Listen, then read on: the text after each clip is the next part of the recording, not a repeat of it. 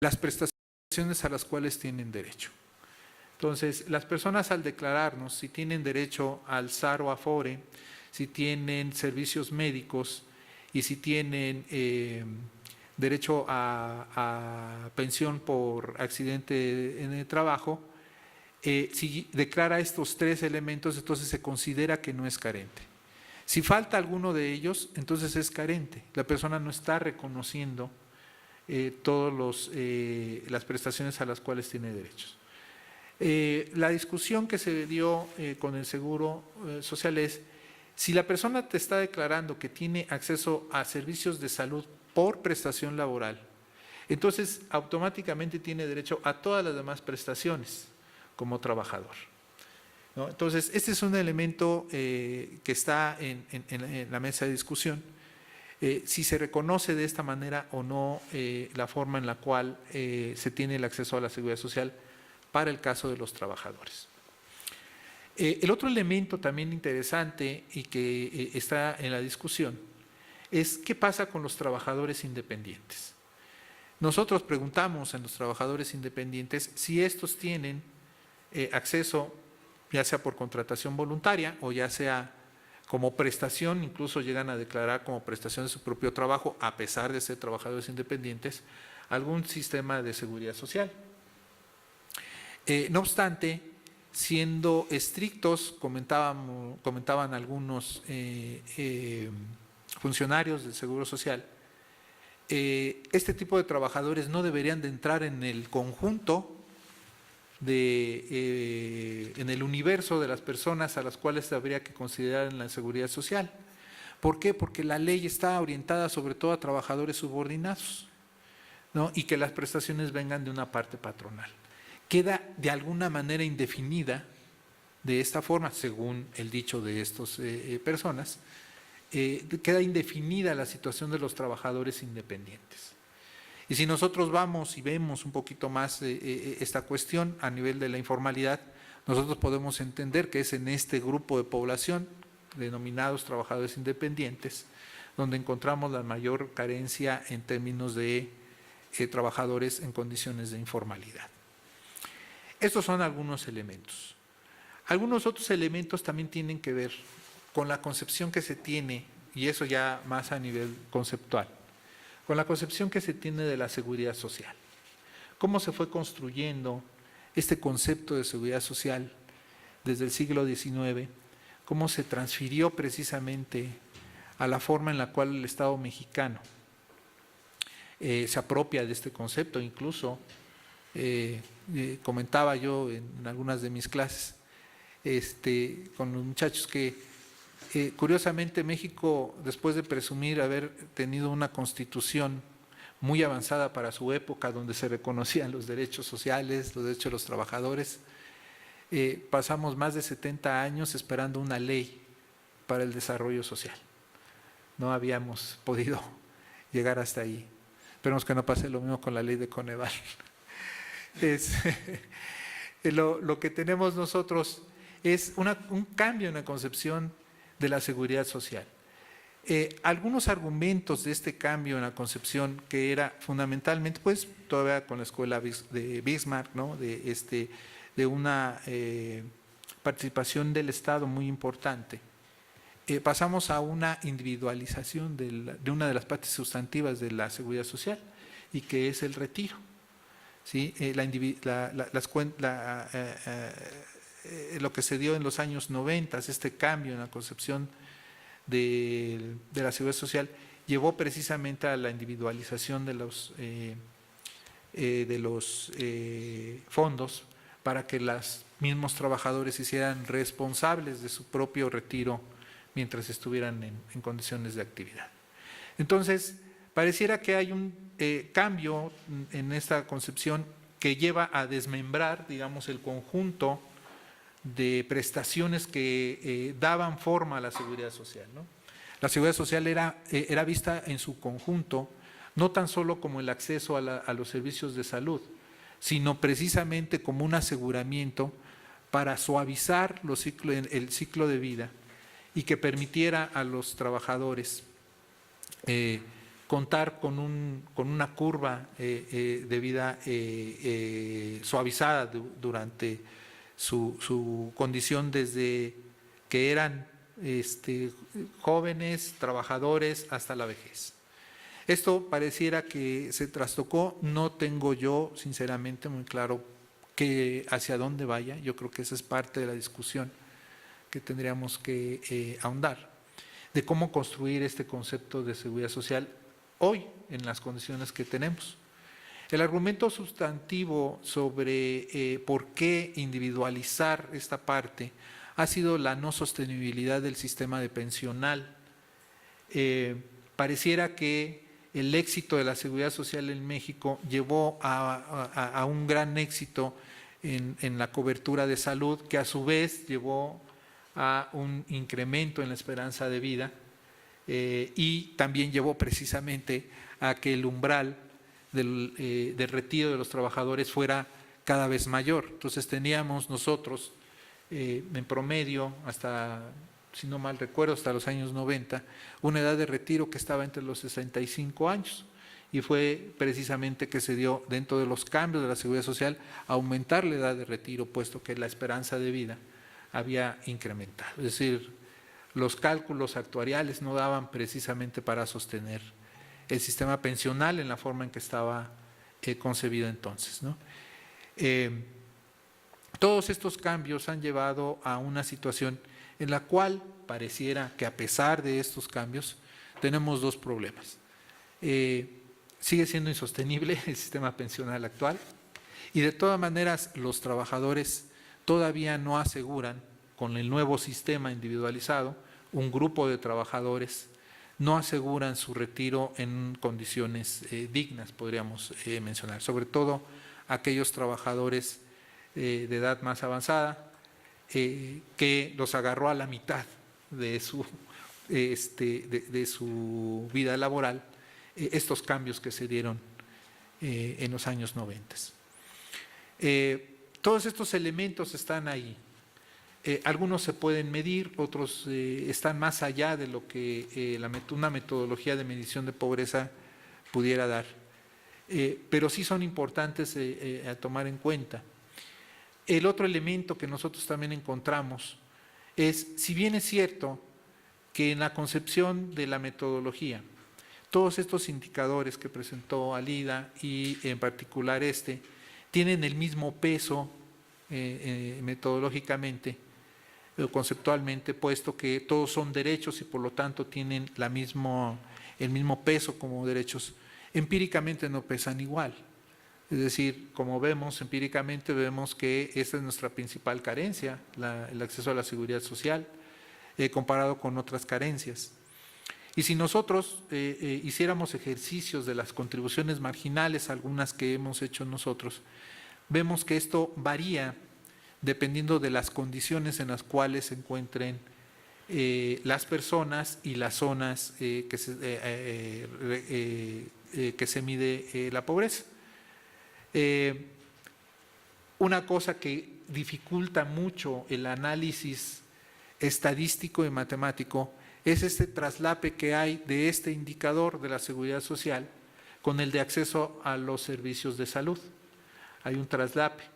El acceso a los servicios de salud es un indicador que es, por ley, independiente al del acceso a la seguridad social, pero el traslape es muy importante. Entonces, luego cuando los estadísticos o matemáticos empiezan a hacer ahí sus cálculos, tienen que omitir alguno de los dos indicadores, porque si no, entonces ya no pueden ver cómo quedan las distribuciones empíricas o el análisis de las contribuciones marginales, cosas de ese tipo, ¿no? Es decir, empíricamente estos indicadores no son independientes, por más que en la ley estén así establecidos. Entonces, ahí hay un reto metodológico de cómo lograr que estos indicadores puedan darnos cuenta de diferentes contextos, uno en cuanto a el acceso a los servicios de salud y el otro en cuanto a la seguridad social. Y esto es lo más común en estos dos indicadores: confundir el acceso a los servicios de salud con el acceso a la seguridad social. Eso es lo más común. De hecho, ocurre actualmente con el caso de los estudiantes que tienen el acceso al seguro social institucional, pero solamente tienen el acceso a los servicios de salud, no tienen acceso a todas las demás prestaciones. Entonces son cosas distintas, aunque estén proporcionadas o estén provistas por la misma institución. Pues me gustaría dejarlo hasta aquí, comentar con ustedes estos elementos, que son algunos elementos que vemos nosotros dentro de la metodología y de cómo se construye y se mide este indicador. Y bueno, creo que fue muy interesante la construcción de este indicador, porque en este intercambio institucional que hubo, un trabajo muy intenso con el Instituto Mexicano del Seguro Social, nos dimos cuenta que las dinámicas también institucionales llevan a concepciones distintas. En aquel entonces fue el mismo Instituto de Seguro Social quien nos indicó que debemos de considerar estas 3 prestaciones para tener el acceso a la seguridad social. Y recientemente el mismo instituto ahora nos dice que no, que con que consideremos una sería suficiente. En fin, esto es parte de lo que está detrás y bueno, pues muchas gracias. Muchas gracias. Muchas gracias.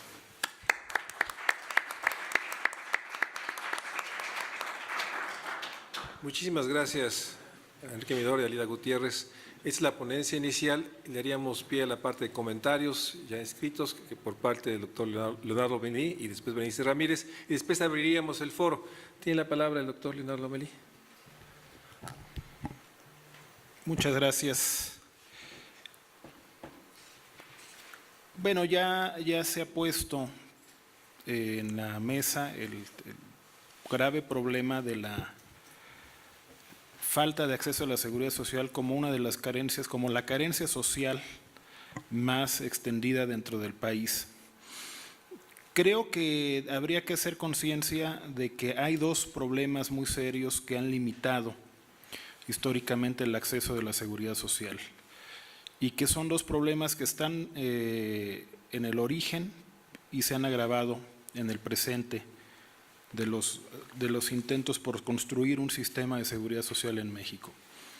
Uno es la fragilidad fiscal del Estado mexicano, es un problema muy grave que nos ha acompañado prácticamente desde que inició nuestra vida independiente.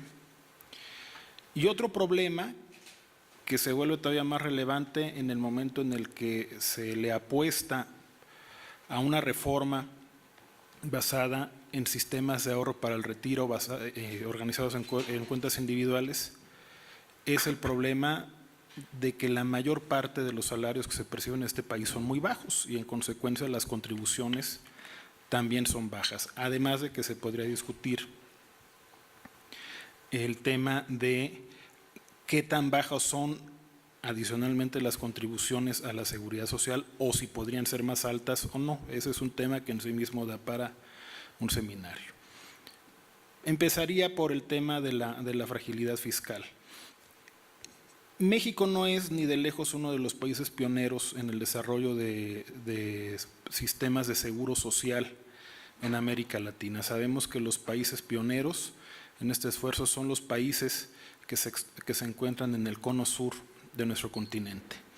Incluso con la Revolución Mexicana, que puso en épocas muy tempranas de la posrevolución dentro de la agenda de los distintos congresos, de las distintas legislaturas del Congreso de la Unión, el tema del seguro social, encontramos que esta es una de las reformas más tardías de los gobiernos posrevolucionarios. El presidente Cárdenas hace una primera iniciativa de creación de un Instituto Nacional de los Seguros Sociales, que le es devuelta por el Senado de la República porque no iba acompañada de los cálculos actuariales pertinentes, un dato que da una idea de que el Congreso no era como lo pinta la leyenda negra, también una especie de oficialía de partes del Ejecutivo que le daba trámite a cualquier iniciativa que le llegara.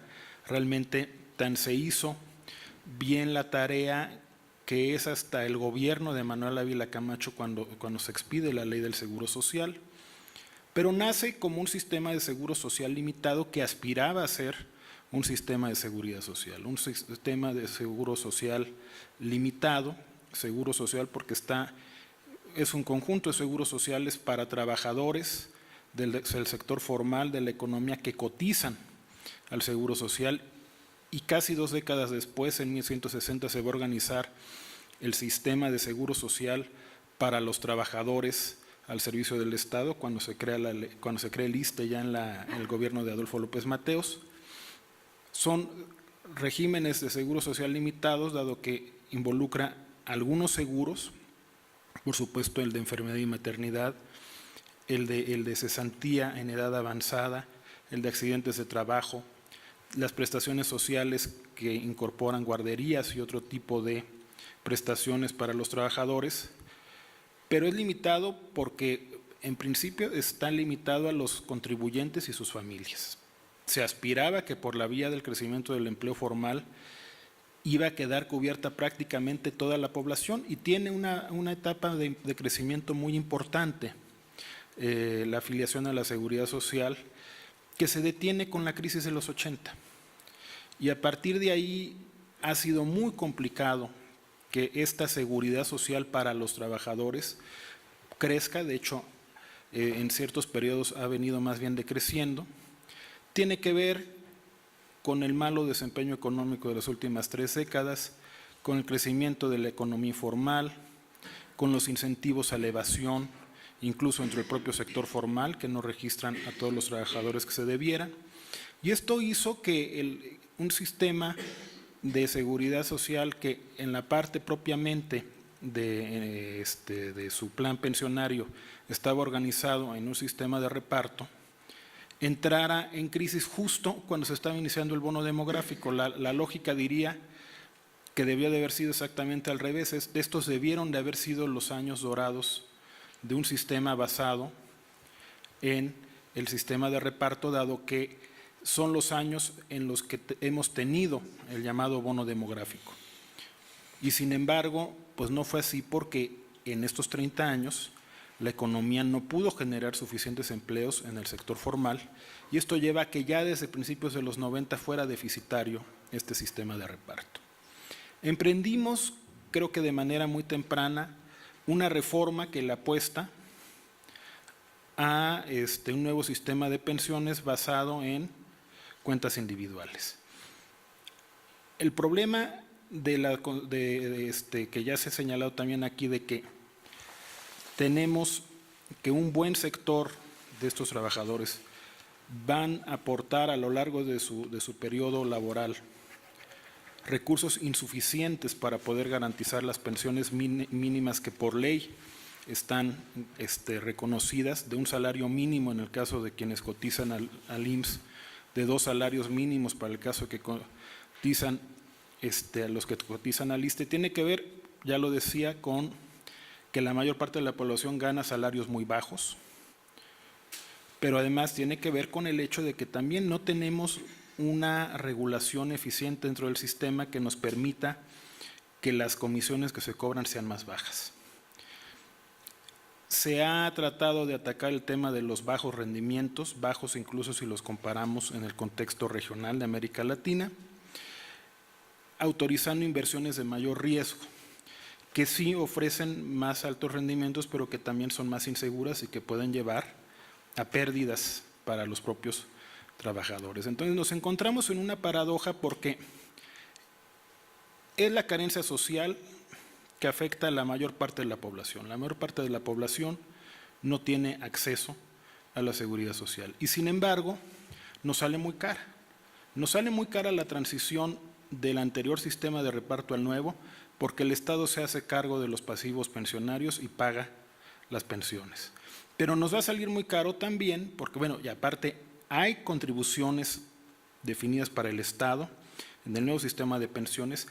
Hay una contribución que es insuficiente, pero ahí está también para el seguro de enfermedad y maternidad, para tratar de darle más viabilidad, insisto, y a pesar de eso es insuficiente. Pero además, si un porcentaje muy alto de los trabajadores no va a poder alcanzar a juntar en sus cuentas individuales los recursos suficientes para poder tener ni siquiera la pensión mínima, eso va a generar un nuevo pasivo.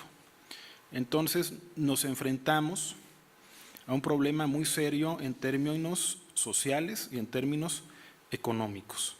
Un problema cuya magnitud no hemos querido reconocer. Creo que la historia de los últimos 21 años ha sido de reformas parciales, que además han separado el tema de la seguridad social del tema de los sistemas públicos de salud, cuando desde el origen estuvieron íntimamente relacionados. Todavía hoy nuestros principales sistemas de salud siguen siendo los que se organizaron en torno a las grandes instituciones de seguro social para los trabajadores, y por lo mismo es necesario tener un enfoque integral sobre estos problemas. Cualquier solución que se adopte va a requerir de recursos públicos. Y eso es algo que tenemos que reconocer, y por sí mismo justificaría la necesidad de una reforma fiscal mucho más ambiciosa de la que se emprendió a principios de esa administración. Son pasivos que además tienden a crecer con el tiempo, y por si fuera poco, y creo que ese es un tema que tenemos que tener presentes también, se van a sumar al tema del envejecimiento de la población hacia mediados de este siglo, al cual también ya se ha señalado. Es una de las grandes carencias, pero además es uno de los problemas que se van a agravar con el tiempo. Y por eso es muy necesario hacer un esfuerzo para tratar de encontrar una reforma. Y cuando se hablaba de las grandes reformas estructurales, no se planteó nunca como un gran tema, como una gran reforma de la seguridad social, como si hubiera quedado resuelto, cuando en realidad en sentido estricto es una bomba de tiempo. Entonces, tenemos el problema de que hay un sector de la población muy grande que no está cubierto, y que eso es indiscutiblemente un favor que contribuye a la pobreza multidimensional, pero que además, teniendo un porcentaje de la población claramente insuficiente que sí está cubierto, esa cobertura nos sale muy cara.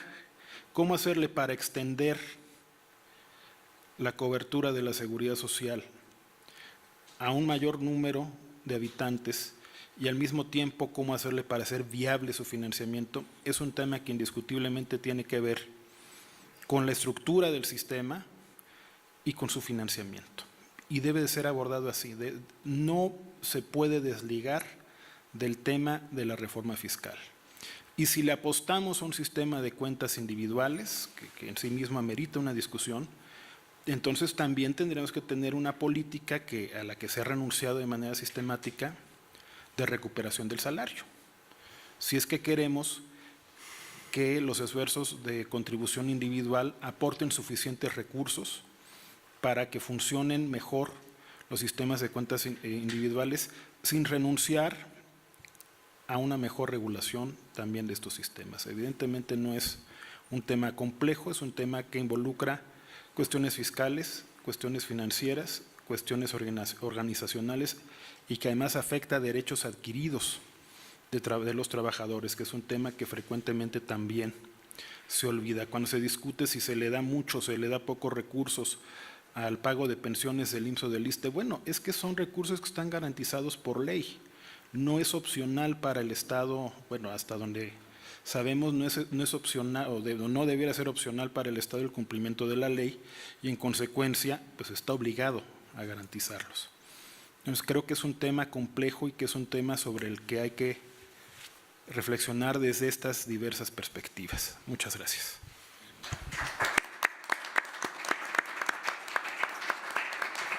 Gracias, Leonardo. Berenice.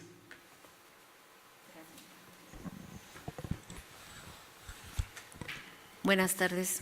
Agradezco la invitación para comentar el tema de seguridad social, que yo creo que tiene varias aristas. Medir la carencia de acceso a la seguridad social es un reto, por lo que ya señalaron, la diversidad de información, pero también la distinta forma de entender a la seguridad social. Evidentemente que hay una transición en entenderla como una política social orientada a que la sociedad intervenga en este financiamiento de los riesgos del ciclo de vida. Y estos riesgos del ciclo de vida que fueron muy bien determinados y que está muy bien determinado en la definición de la OIT como protección que otorga la sociedad, se fue desdibujando hacia darle mayor prioridad al término protección social como intervenciones públicas y privadas para atender los riesgos y fundamentalmente para atender a la pobreza. Entonces, creo que seguimos en esa confusión. Si la queremos para ayudar a un proceso redistributivo, donde haya una intervención colectiva y donde lo que prevalezca sea solidaridad intergeneracional, o si lo queremos exclusivamente para atender a la pobreza. Creo que seguimos metidos en esas confusiones en la definición y el resultado ha sido la prioridad hacia políticas sociales de corte asistencial, ¿no? El mismo Coneval nos señala que hay 5,000 programas estatales, federales, estatales, municipales, en distintos ámbitos, pero son programas con esa característica de otorgar recursos y en esa dirección, retomando lo que decía Leonardo sobre los recursos fiscales, yo creo que esta fragilidad fiscal también se está contraponiendo con desperdicios fiscales que tuvimos al inicio del siglo XXI y que no fueron bien reorientados. En esa dirección yo quiero hacer un recordatorio de lo que nos presenta Coneval para medir carencia en el acceso a la seguridad social, para plantear fundamentalmente algunas preguntas y mirar que no hemos avanzado mucho en esa dirección. La que sigue, por favor. Cuando Coneval nos dice cómo se mide la carencia, ya nos lo comentaron y nos recordaron que el primer punto es la población ocupada que cuenta con prestaciones sociales, el segundo punto es si está jubilada o pensionada, el tercero si es familiar directo en los casos anteriores y el cuarto si los que tienen 65 años y más cuentan con algún tipo de pensión. La que sigue, por favor. Vemos que realmente lo que ha sucedido en los últimos años, esta es la información del segundo trimestre de 2016, donde nos presenta realmente un crecimiento importante del empleo informal, que nos está arrojando 29.400.000 en empleo informal, el 57% de la población ocupada, frente a 22 millones que están en ocupaciones formales y que representa el 43% de los ocupados y que son los que en este momento son los únicos que están cotizando para su sistema de seguridad social. Entonces, bueno, ahí ya tenemos un primer elemento, no se ha resuelto ese problema de acceso porque tenemos un crecimiento importante de la informalidad. Si nos vamos a dividir cómo está esa ocupación informal, pues nos vamos a dar cuenta que 13 millones, casi 14 millones, son los que constituyen el clásico sector informal de empresas familiares, de trabajadores por cuenta propia, de trabajadores de ambulantes, frente a los otros que están en sector formal, pero que no tienen ningún tipo de prestación, ¿no? Y si bien en los últimos 2 años ha habido programas de formalización y vemos que avanza de alguna manera, pues seguimos teniendo alrededor de más de 8 millones de trabajadores en el sector formal que siguen por sus formas de contratación sin esta posibilidad de contar con prestaciones sociales y laborales, como es por su forma de contratación por honorarios, por outsourcing, por trabajar en tu casa, que es lo que más se ha estado generalizando en los últimos años. Y cuando nos vemos a la que sigue, a las condiciones de género, ¿no?, de inequidad, pues nos damos cuenta que si bien las mujeres van teniendo una mayor participación en la dinámica laboral, pues son las que tienen mayor número de ocupaciones informales. Y si lo dividimos también por edades, y aquí quiero hacer esa anotación, que a veces pensamos nada más en pensiones y pensamos en vejez, pero a mí lo que me preocupa de manera determinante es que los jóvenes fundamentalmente de 15 a 24 años son los que están accediendo a empleos de carácter informal, porque son los que tienen estas nuevas formas de contratación por honorarios y más tardíamente van entrando a la vida laboral.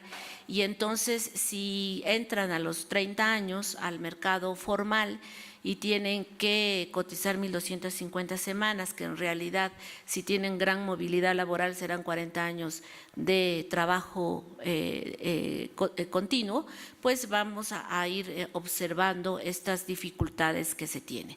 En este sentido, quiero llamar la atención que no solamente nos concentremos en los viejos, sino fundamentalmente en estas nuevas generaciones que están teniendo formas de contratación en la informalidad, y ustedes pueden observar cómo los hombres también aumentan la informalidad a partir de los 55 años,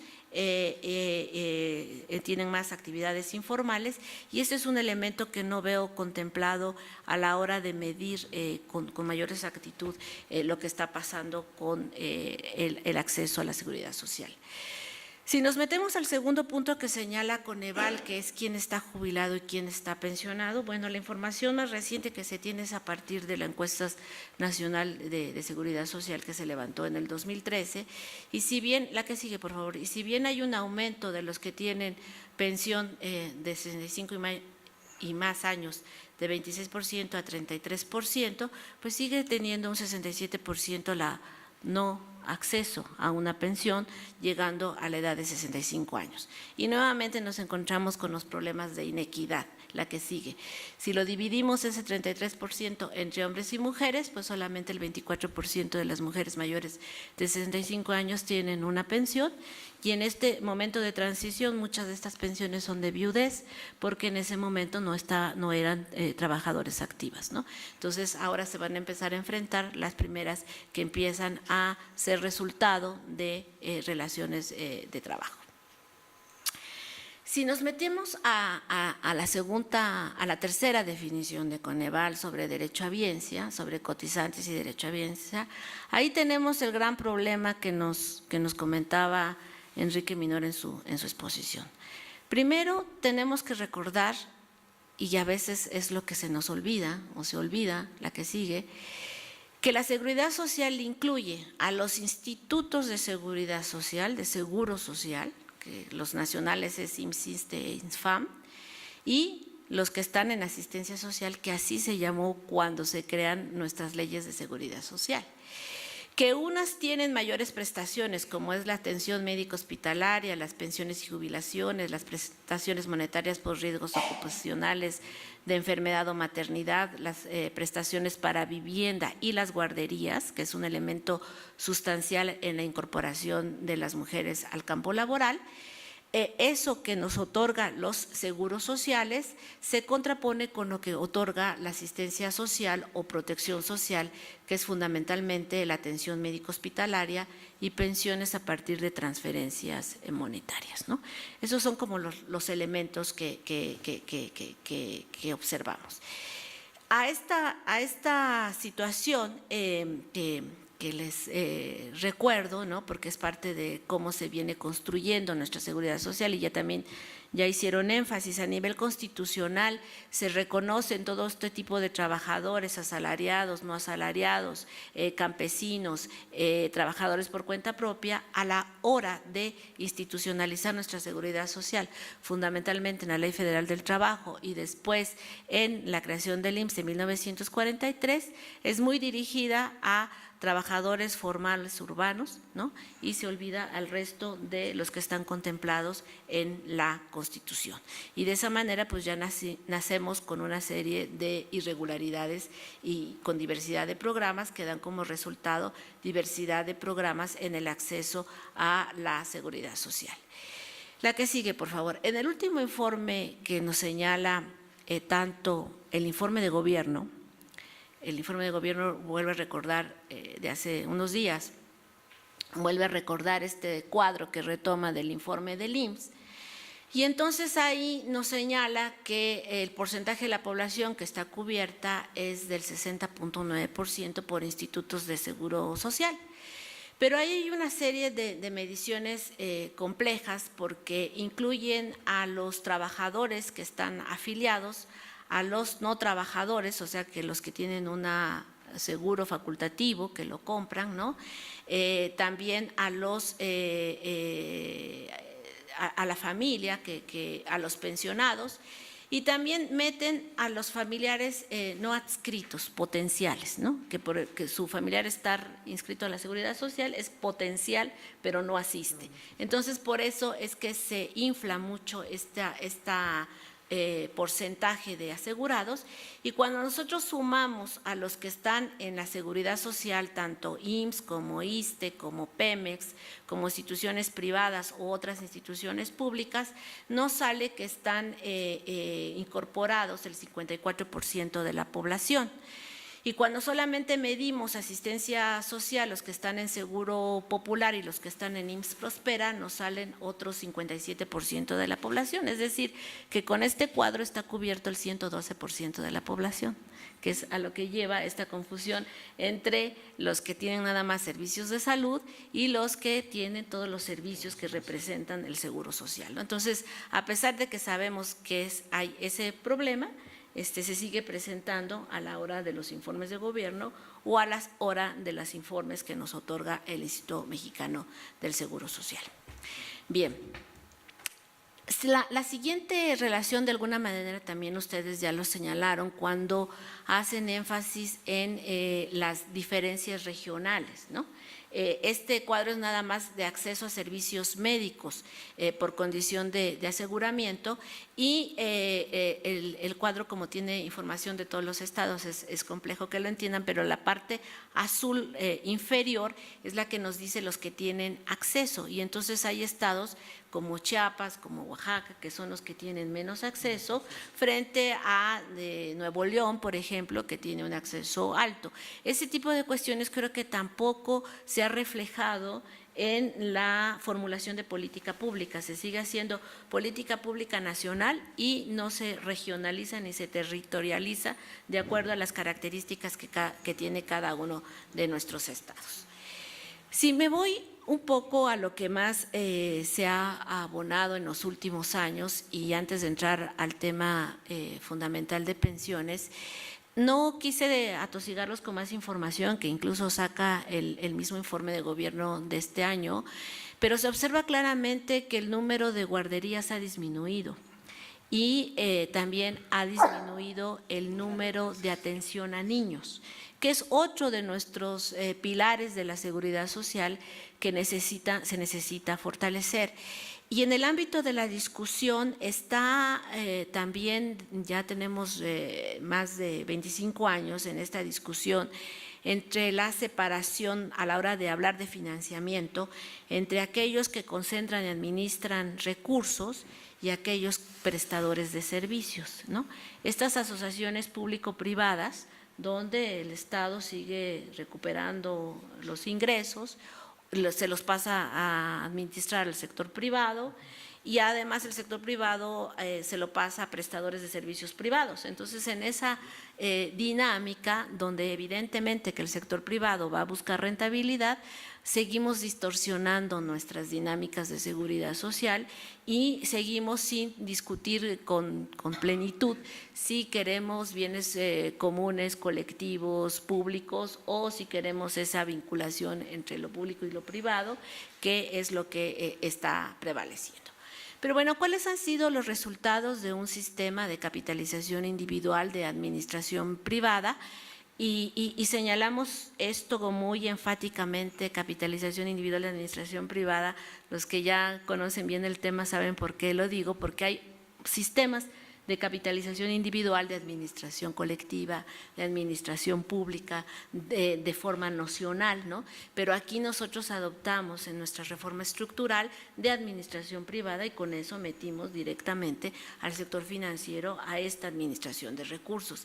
Y seguimos encontrando muchas inconsistencias. Si ustedes recuerdan, dije que tenemos 22 millones de trabajadores, ¿no?, formales.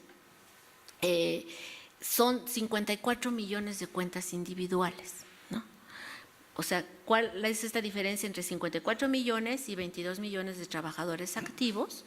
Donde nos está señalando que hay 37 millones de cuentas de trabajadores que registraron, pero los demás ya no tienen aportaciones, porque alguna vez lo abrieron en 1997, 98, y ya no siguieron aportando. Son trabajadores que fueron al sector informal, que se convirtieron en trabajadores por cuenta propia o a lo mejor en empresarios que no están adscritos a la seguridad social, y entonces esto nos está suponiendo una densidad de cotización del 37%, o sea, solamente el 37% de los que ahorita tienen un ahorro van a lograr cumplir los requisitos de la ley.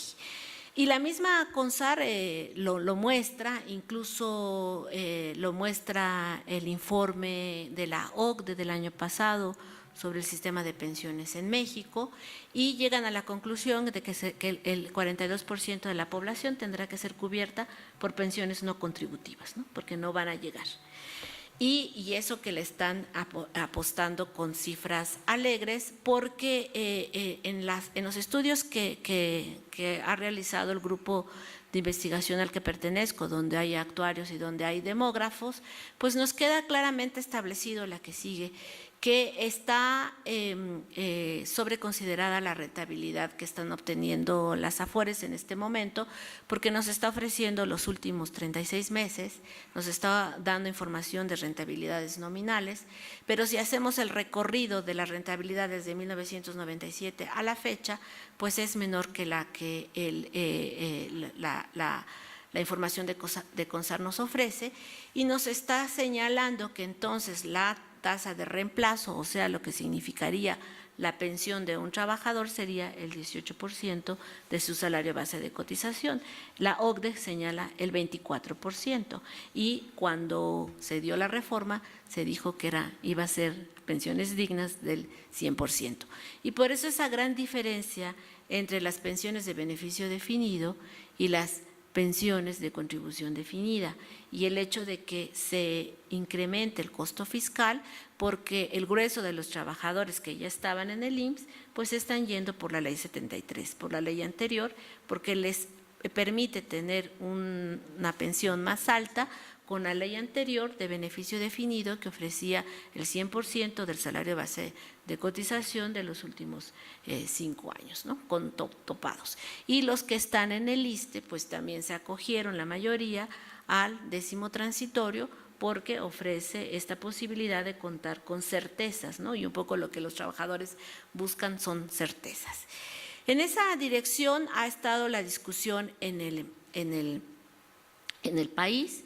Realmente cuando nosotros analizamos las implicaciones que iba a tener el sistema de pensiones, no solamente en la transición demográfica, que es lo que ha hecho énfasis tanto el gobierno como los distintos análisis, sino fundamentalmente en el mercado de trabajo, y donde observábamos la poca creación de trabajo asalariado protegido, considerábamos que esos iban a ser los resultados.